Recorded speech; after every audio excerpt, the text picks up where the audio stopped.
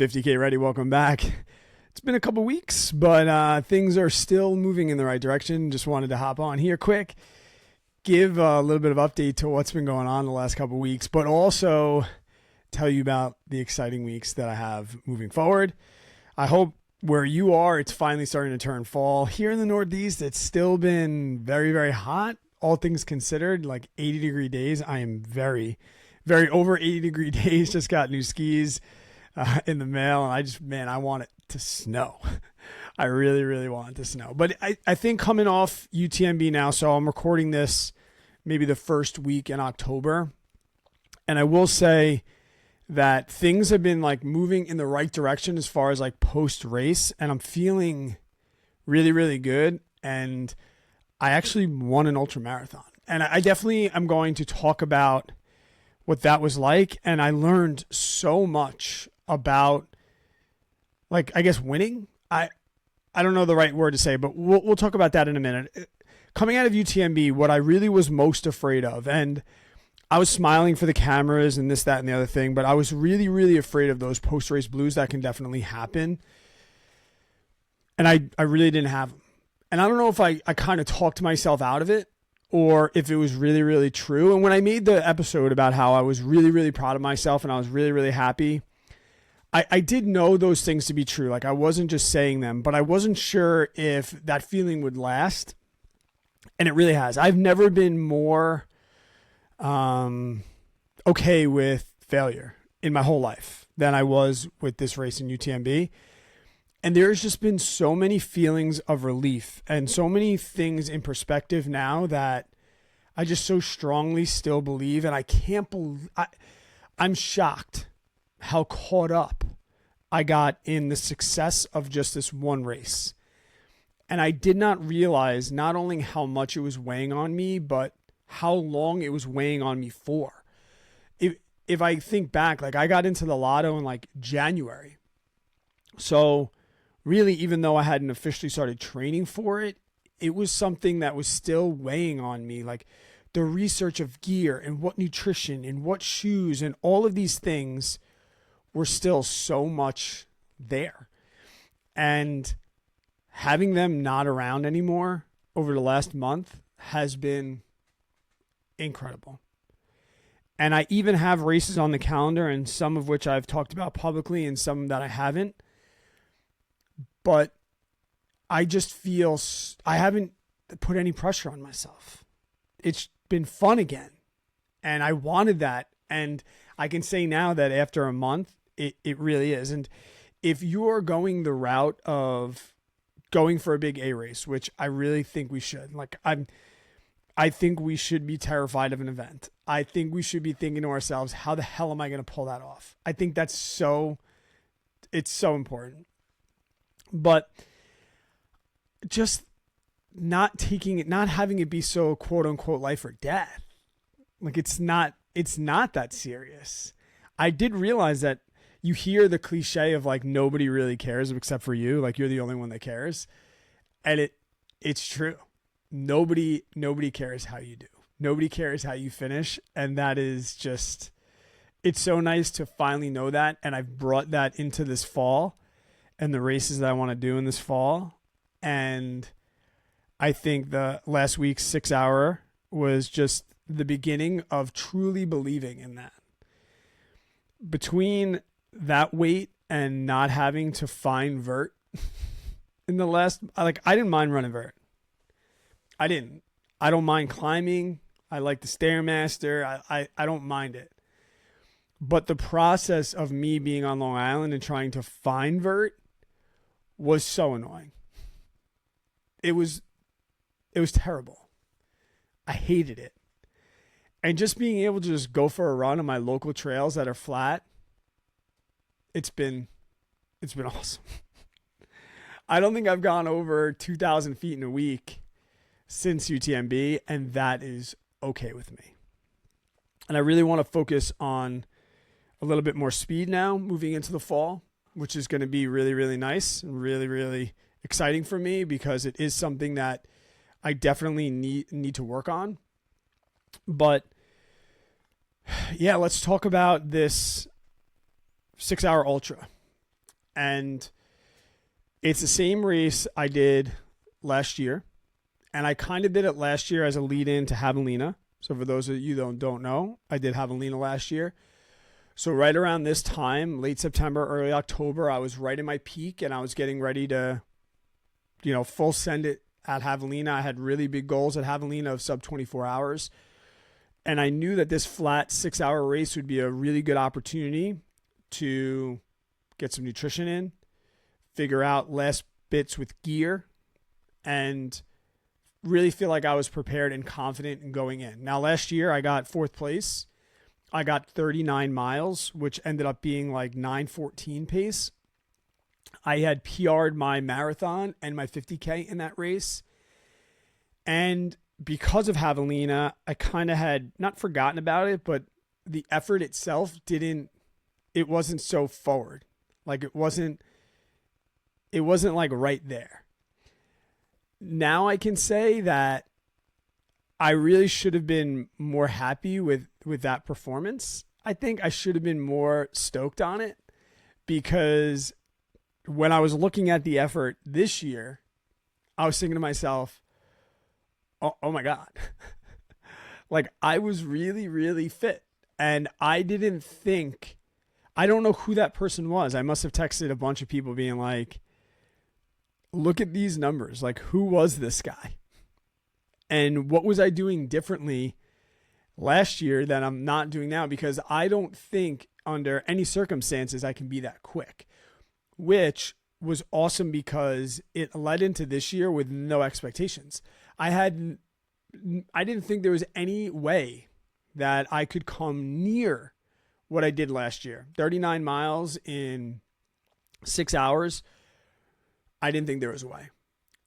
Not to mention, I'm still beat up and dealing with this hamstring injury that I got about 3 weeks out from UTMB. And man, I gotta say, just to sidebar a little bit, hamstring, it's the worst. I don't think I've ever had an injury in my life that's been more annoying than the hamstring thing, because I didn't tear it. There was no bruising, but I just have a deep strain in my hamstring. And it happened in a speed session 3 weeks out, and I knew it, but I've never had something that didn't heal with rest and didn't heal quickly with rest. And I never had an injury that felt like a soreness and didn't loosen up during runs. Maybe it started a little stiff, but by the end of the run, this thing just constantly haunts me.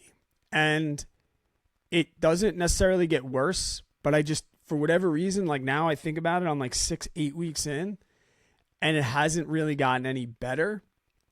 And it definitely led to the knee issues that I had in UTMB, because it throws off my whole mechanics. I definitely don't want to move. And also, too, there's so many conflicting things on how to treat it, and what I found is light strength work, not stretching it, not foam rolling it, light stretch work and heat. And the sauna has been good for it, but so I knew that was there also going into this race. So I'm like, if I'm going to try and push last year's pace, I know that it's going to blow the hamstring up. So I'm like, okay, I'm just going to go in and get a really long training day in. I want to race in the very, very near future, and I'll make a full episode about that if I decide to pull the trigger. But I'm like, this is going to be a good effort than that. It's a local race, a bunch of friends racing. It was just supposed to be fun. No expectations. Got there, warm day too. So now I have all of these things stacked on top. I'm like, all right, my hamstring hurts. I failed at UTMB, so confidence is low. I have the numbers from last year just weighing over my head. I have the possibility of maybe doing another 100 soon to kind of wipe that slate clean. Let's really, really try and just go out and have a good time. And as always, I went out too hot. The amount of times I look at the pictures of the race and I'm leading off the front as soon as the bell rings, and I'm like, idiot. But I think that day held a different story. And I'm definitely known locally for being like the show up, blow up kind of guy. But I always say to my friends, every once in a while, I'm not going to blow up. And I think maybe it's like a little, maybe reading too much Prefontaine when I was younger, but I sometimes don't think that I go out too hard. I just think that I don't know how to finish. And I tell people that I'm not going out too hard, but then they just see me crash and burn sometimes. And I think in hindsight, the back end is more failures in other things besides fitness. I think my mental game is really, really weak. My nutrition game is not strong. Hydration isn't great. Muscular endurance, which has been a huge conversation throughout the fall. My ratio of VO2 max to muscular endurance is way lopsided. So it's not so much that I show up blow up, but I show up blow up, but not because I go out too hard. It's more because I don't have the finishing pieces. But every once in a while, it comes together and I have a good day, and my results reflect that. And I think the last time I had a really good day like this was Shore to Shore back in April, where many would say I raced beyond beyond their expectations for me, or I raced better than anybody thought I could. But at the end of the day, like, I always know that if I have a good day, I can have a good day. And the first 2 miles, I went out hard with my buddy Chris, and I think we did like 8:10s. And I said to Chris, I said, dude, like, I know that you want to pull the front. You're fast. He's faster than me. He beat me by 4 miles last year. And he had run a 3:30 marathon the day before. But he's that fit. And I said to him, I'm like, mostly because I was thinking about my hamstring. I was like, I gotta pull back. Like, you have a good day, bud. Like, it's a short loop. You'll at me. I'll see you. And I pulled back, and I fell into the most glorious, like, 8:30 pace I could ever imagine. It was so nice. And I just got dialed into it. It just felt good. Other people that run with me often know that, like, I'm very good at finding a pace. I can be a metronome. So when I dial into a pace, I can hold that pace indefinitely. And I just felt like, holy shit, 8:30s feels really, really good. And the miles just started to click away. And I would say about 2 hours into the race, when it started to really get warmer, now it's kind of like when I wanted to take the tarp off, I knew that I had been fueling pretty much flawlessly. And I'll talk about fuel for a second, because I said this was supposed to be a training race. There have been things creeping in the back of my mind that tailwind over time has been making me nauseous. Like, my stomach issues throughout races has been a major issue for me. Nausea. And it wasn't till I paced my buddy Jake a couple weeks ago where he was taking tailwind and he was getting sick. And I'm like, maybe it is the tailwind. And when the hypothesis that I made, like my scientific data mine, like, I take tailwind all the time. Like, in training, I love it. Like, what is it about the races that's making me sick? And could it be the tailwind? And then kind of diving in, I realized that I was looking at tailwind more for calories, and I wasn't really looking at the full profile. And I also consider myself a heavy sweater. So I never really looked at the fact that, like, there could be issues with sodium intake. Like, I was like, I'm on the high end. I can take as much sodium as I want because I'm losing so much. And then I just think about, like, these feelings of nausea and how they felt, and they just sounded a lot like oversalting to me. Feelings of bloat, like, not so much like I got to throw up, but like I could throw up. Like, that feeling of just, oh, I need to throw up. And I said to myself, okay, maybe just over time, me trying to do so many scoops to get the calories, I realized that I was blasting myself, especially at low intensities, with a ton of sodium. on top of all the other sodium things that I was already doing. So I'm like, maybe the tailwind, which was really the over amount of sodium, was making me sick, which had led to issues with me not drinking enough and dehydration. Like that was a cascading waterfall. And I never really had a problem with gels, but I was just always told, or like it was put in the back of my head that like, you can't just live off just gels. You can't do just gels. So I never thought of like just gels. I was always like, back in the day, I had Honey Stinger waffles and gels. And then I went to Tailwind and gels. It was always something else and gels. And I said, well, this is a 6-hour, relatively high intensity effort for me. Let's see if I can go just gels instead of going like 90 minutes with gels and offsetting them with another food. Let's see if I can do 45 minutes. That will get me to like 50 grams of carbs an hour, which seems to be pretty good for me. Let's ditch the Tailwind and just go plain water and just try and drink as much water as possible, like OD water.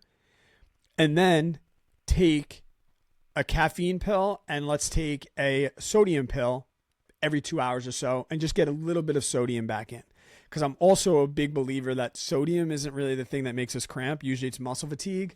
I mean, there's nuance there, but I'm also like, too many people think that sodium is the fix for everything when I just frankly just don't believe that. So when things were starting to get warm, I know, because I'm in probably 4th place 2 hours in, maybe 4th or 5th place. I can see 3 guys ahead of me, and then one guy just went way off the front and kind of knew him from local races. I was like, unless he's having a great day, I don't think he can hold that. And if he can, good for him. But like, I wasn't really worried about his move. And frankly, at that time, I wasn't worried about winning because there was the people ahead of me were way fitter than me. And maybe that's another thing I learned. Like, it takes so much to win. And it's not always the fittest person. Like, I needed to get so lucky. I needed people to have bad days and I needed to have a perfect day. And that's really what I got. And yeah, like, it gave me more respect for like how hard it is to win and how many variables, even outside of your control, need to happen for you to win. And this was a small race, 120 people maybe, but a lot of things started to go right. Anyway, I see them ahead and we're doing 2-mile loops. So I know how much they're drinking and I can kind of see when they're grabbing for a gel or something like that. And I knew that they weren't drinking as much as me. And I was like, this could be one of those days where I can kind of have my nutrition on point and maybe the heat's going to blow some people up. And that's exactly what happened. I was drinking 1.5 liters of water, crushing water and gels every 45 minutes. And I did that for the entire race. The entire race. I did not have any GI issues. I didn't even fart for 6 hours. Like zero nausea in heat. Like, I was blaming nausea on heat. It was still 80, 85 degrees midday. And I was just crushing water. And the miles just kept ticking away. And about 3 hours in, a guy kind of fell off and I was in 3rd. And then another guy was like, hey, this is just a training run for me. He pulled out. And now I was in 2nd. And the guy that I knew that was out in front, he had left and we didn't even know. So it was me and a guy that is arguably one of the fittest dudes around. This dude runs 160-mile weeks. I knew that he had run a 450-kilometer race the weekend before. So he was coming off of that. And I'm like, he's still out in front. And like I said, I needed things to go right because I could race this guy 100 times. He's beating me 99 of them. And I guess it takes 160-mile week and a 450K race to get him, but that's fine. And when I passed him with about 90 minutes to go, I felt like this feeling of like, oh my God, like I'm in the front. And it was cool. I totally get the whole, now I understand the whole like David Roach, he either wins or he doesn't, because it is so motivating being in the front. it's so motivating to being chased, I guess. But I really think it brought out the best in what I could do. It eliminated the other things that make me, quote, blow up at the end of races. It cleared up my mental. It strengthened my confidence. It made me definitely have more fun. And I just enjoyed it knowing that this guy was not going to stop. And I was like, all I need to do is put together like a really, really strong 90 minutes. And this could be the one. I don't know if I'll ever win one ever again. I don't think it's possible. And just because now I know how many things went right on this day. And my buddy Chris stayed there after he had stopped because it was his training run. And he was helping me with nutrition. He was giving me splits, this, that, and the other thing. And then my kids showed up with like 30 minutes to go. And they were like, yeah, Dad, you're in the front. Let's go. And like, I'm not going to lie.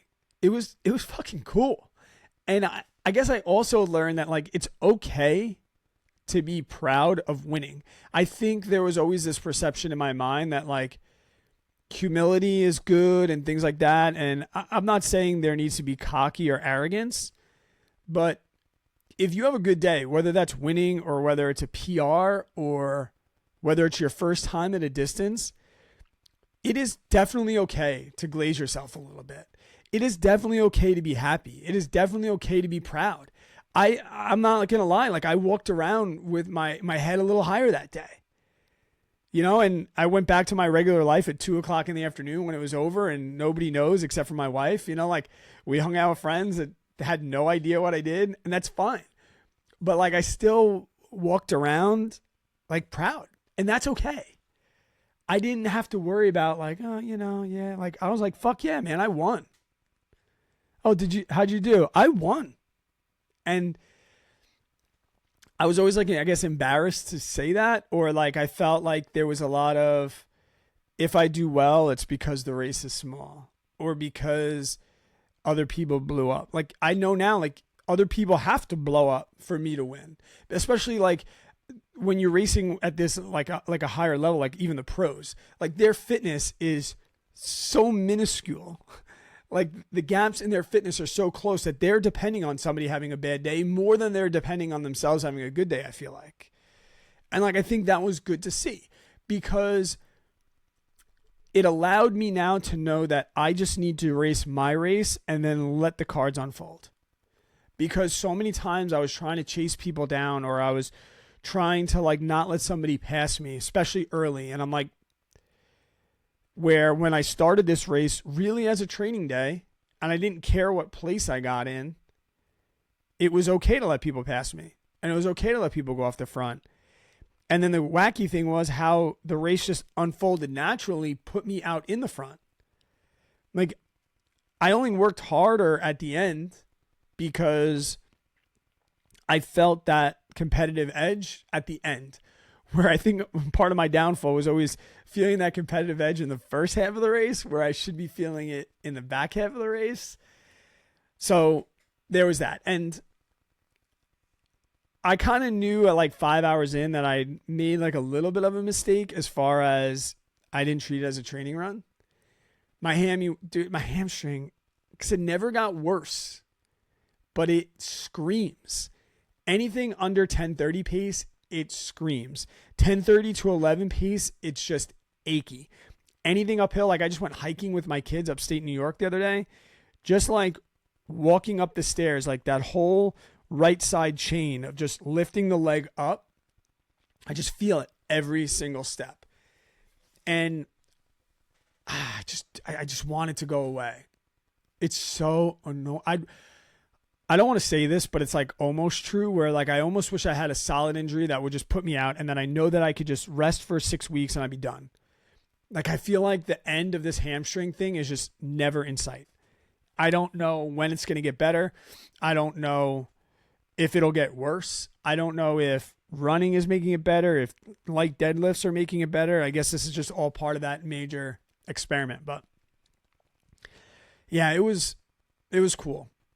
It was really, really nice to get one. and to feel proud of myself and get a little confidence back. I'm fitter than I believe I am. And I think that a lot of us feel that way. I think a lot of us look in the mirror and we have self-doubt. And I think that self-doubt sometimes leads to self-sabotage. There was definitely a part, like 20 minutes left in the race, where my mind automatically went to, David's going to catch me.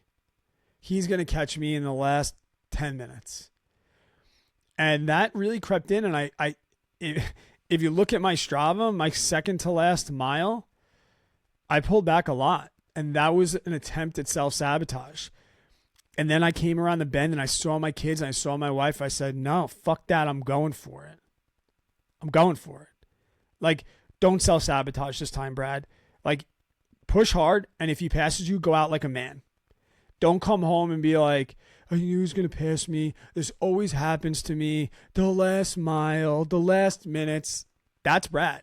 And it was cool. It wasn't going to happen that day.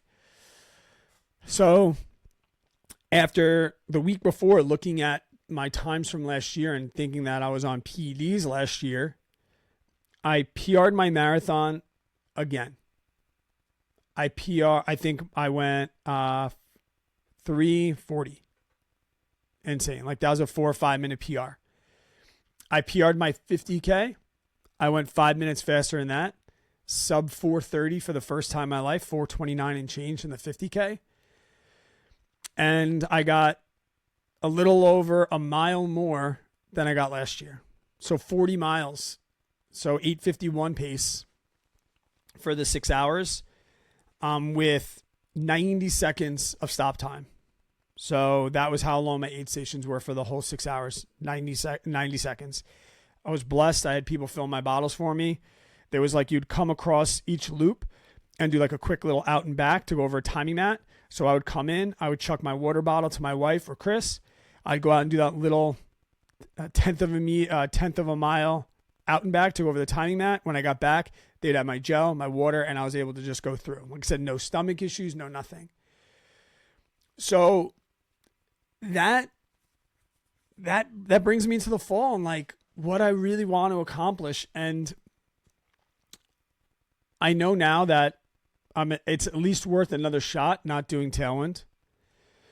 I'm still very much thinking about walk-run intervals for 100 that I'm doing in January.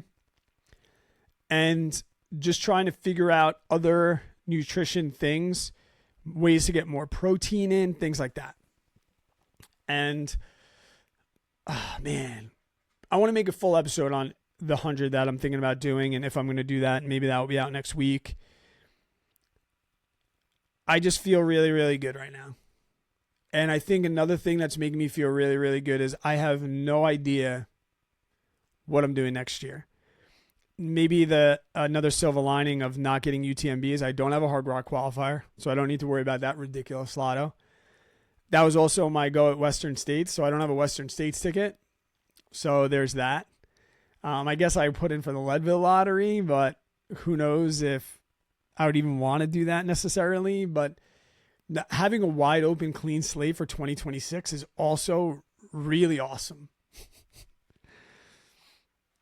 So I'm going to rally this fall. I'm going to race hard, I think, every single month until January. I'm going to try and put 3 100s on the resume between now and January. It's going to be dope. It's going to be fun. And I can't wait to bring, like I said, I was fitter than I thought. And now I kind of know. I shaved, I cleaned up my face. Like I new fall, new me. And I really want to like get Q4 out of the way. And then just keep building on the things that I've been doing over the last 2-3 years that have made me successful. And it definitely goes back to sobriety. I'm over 1,000 days sober now. I'm wearing my Recovery Strong hat now, and I wear it proudly. And yeah, I just keep thinking, what will the end of the road be? And I'm like, there is no end of the road. I keep searching for answers instead of processes.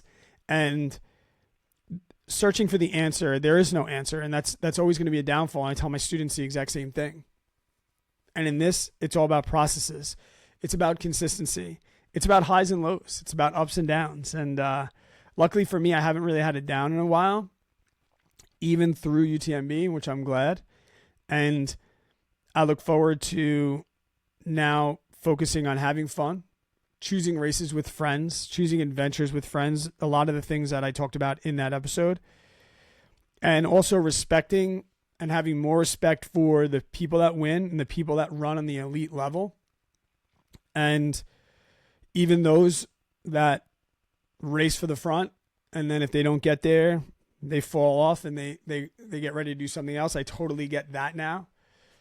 And it's been fun. We got a couple more races, like a couple more months before we hit ski season, and then we can really pull back and take a month off. But man, I'm glowing. I'm happy. I'm having so much fun. The Instagram is growing there too. Like, I just love the conversations I'm having on there. I'm having a couple of really dope guests come on this podcast over the next couple of weeks. So there's that to be excited about. Some people you know, some people you don't know that you should, in my opinion. And yeah.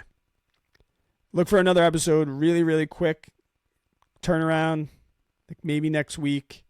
I don't know. If I do this 100 that I'm thinking about doing, I don't know if I'll wait till after the episode or before the episode to talk about it.